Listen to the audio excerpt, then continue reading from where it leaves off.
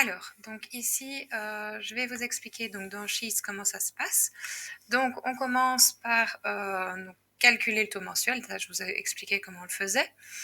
Et on va commencer ici par noter les 3 premières échéances.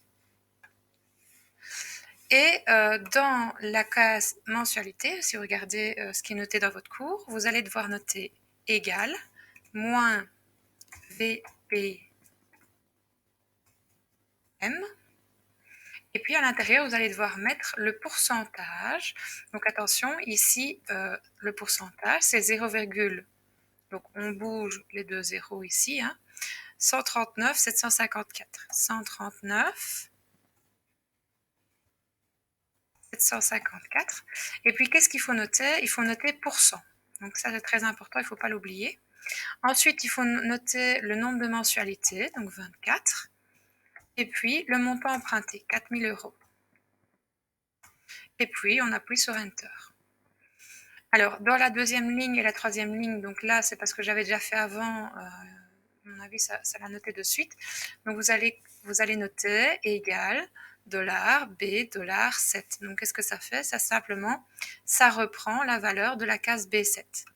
Donc, j'ai calculé dans B7, et puis, à la case 8, la case 9, je recopie simplement la valeur de D7. Alors, au niveau des intérêts, donc, comment est-ce qu'on a les intérêts? Eh bien, on fait donc le montant emprunté, donc égal.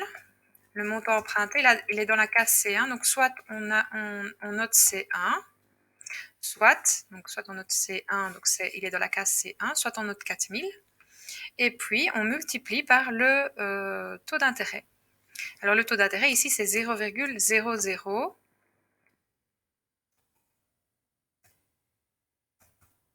139 754. C'est ce que je disais, la différence, c'est que ici, je vérifie, non, il y a un souci. Qu'est-ce que j'ai tapé? Oui, 139. Voilà, c'est mieux comme ça. Donc la différence, c'est que ici, je vais taper le pourcentage avec pourcent à la fin, et là, je vais taper la valeur décimale. Alors, la case d'amortissement, l'amortissement, en fait, c'est B7 moins C7, donc c'est les mensualités moins les intérêts. Donc, B7 moins C7. Et le solde restant dû, c'est C1, le montant emprunté,